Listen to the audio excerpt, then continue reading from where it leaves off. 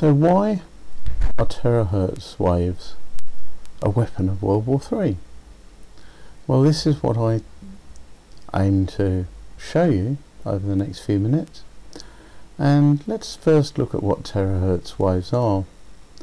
Now, if we look at this electromagnetic spectrum chart here, we can see you've got the radio spectrum we're all familiar with, infrared, ultraviolet, X-ray, gamma, and we've got this blue area here called terahertz. So terahertz is a wave that is a higher frequency than microwave, and it does overlap a little bit into the far infrared here. Terahertz waves are another form of radio waves, in fact. Now, why are we worried about terahertz waves? Well, if someone succeeds in producing a highly intense terahertz wave, which it looks like they have done, then there are all sorts of possibilities with regards to attacking military electronics. And why is this? Well, here is a typical case for a piece of hardened electronic equipment. Now, as you can see, the main problem is cooling. You've got all these cooling slots, and the way they get around this is that they make the cooling slot much deeper, typically 11 times deeper than it is wide, minimum of 5 times deeper. And I used to design bits of some of this equipment, so I have an idea of what I'm talking about. And the reason they do that is so that microwave energy can't get in. That's fine. What about terahertz energy? Well, you may as well have just no case at all. It won't shield. In fact, there are some small slots in military devices and discontinuities, particularly around the connectors, as you see here, where it may very well re-radiate due to an RF phenomena called the slot effect, and it may even amplify the terahertz radiation that impinges on it. Now we're talking about quite high amounts of terahertz radiation, not the sort that you get in an airport body scanner, which is something we'll come to in a minute. Now here's another piece of equipment. This is in fact a server which is designed for military use, and you can see here we have got ventilation, and you've got a black carbon foam inside which is providing the screening for the ventilation slots. Now this is a much better design than the previous one, but guess what? Terahertz radiation will go straight through black carbon foam, so it's no better against terahertz radiation than having slots. Now, you could of course cool all this equipment using water cooling, but the equipment to do water cooling is A, expensive, B, very, very heavy, not the sort of thing you want to put in all your aircraft. So what is the solution at the moment? There probably isn't any. So why do I think terahertz radiation is being used? Well, this is a combination of two things. Firstly, the Donald Cook incident, and basically a Russian Sukhoi Su-24 came and flew over the USS destroyer Donald Cook when it was in the Black Sea, and everything went blank. Now there are some conflicting stories here. Some people say just the Aegis system went blank, but I don't think that's necessarily so. I think a lot of the other things malfunctioned as well, and this is why 27 crew members on the Donald Cook actually resigned. Totally demoralizing if nothing works. So Aegis wasn't working, so the Americans couldn't track targets, they couldn't fire missiles. Basically, on a modern destroyer, if the electronics goes out, it's dead. You might as well be in a rowing boat. So, why do I think that this was caused by terahertz waves? Well, first of all, Aegis is one of the most modern and most battle-hardened systems, supposedly. So what else could get through? Secondly, the weapon that the Russians used was called Kibini, and it's installed on quite a few Russian planes at the moment as a module on the wingtip. And I managed to get hold of a cutaway view from a website in Pakistan, where obviously they buy a fair amount of Russian equipment. And here we have the Kibini wingtip module, and it's very interesting. Now, the Russians are very, very adept at a thing called electromagnetic lensing. Sorry, not lasing. That's something entirely different. And this is where you put a beam of radio waves, microwaves, whatever, into a lens to manipulate it, rather than using magnetic fields. And why is this important? Well, it's important for a number of reasons.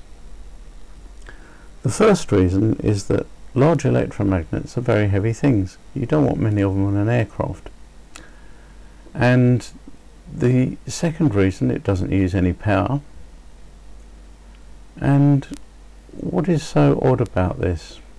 Well, we haven't got a terahertz array here emitting. What we've got is an awful lot of microwaves. A lot of different feeds from microwave transmitters.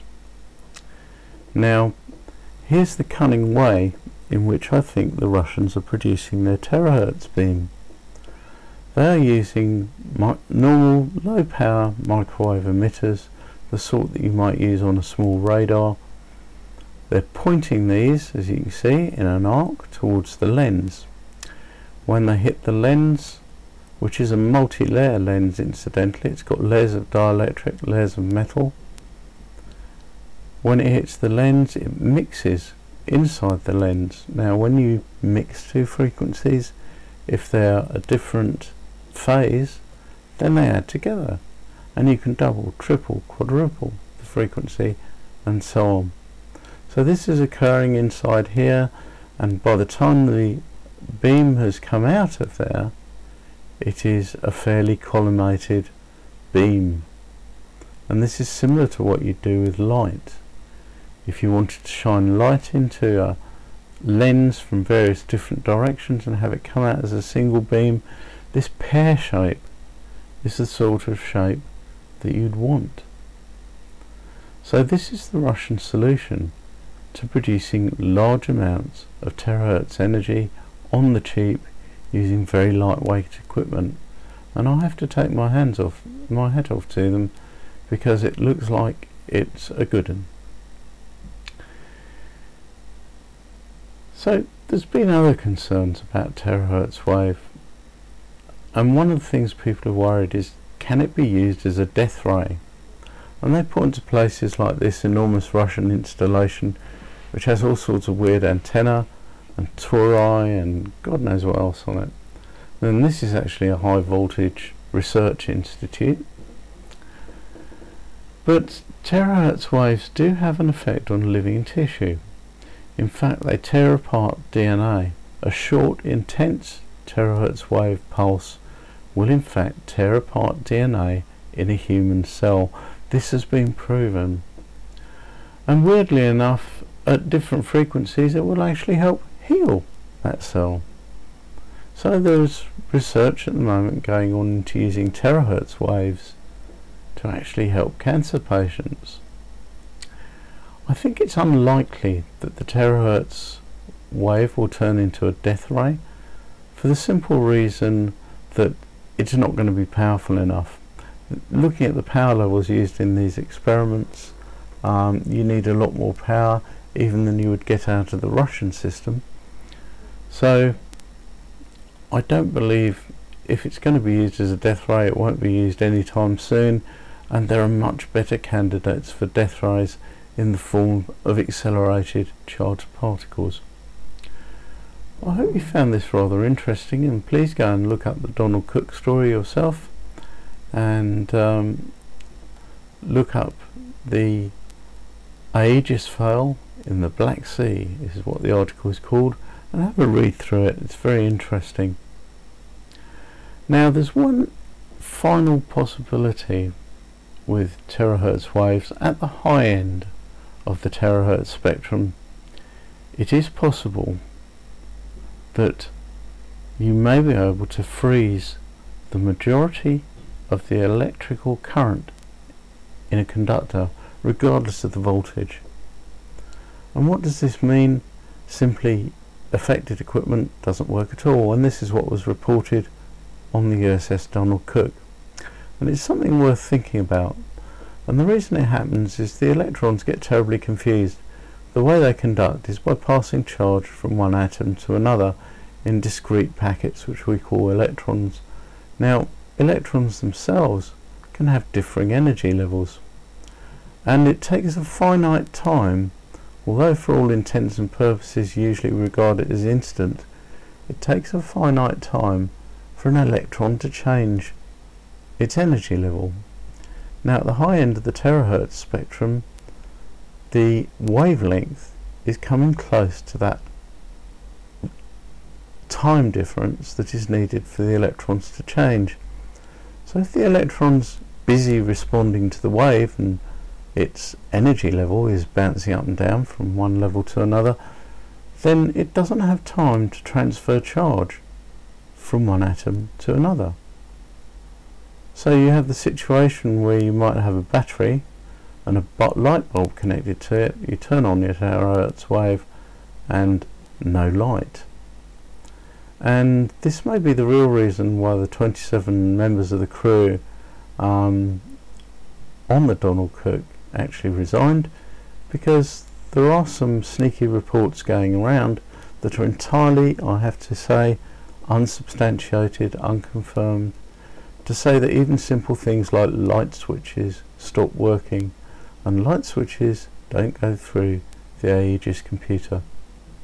Anyway, I hope you've enjoyed this. If you have, please like, share and subscribe. Thank you very much.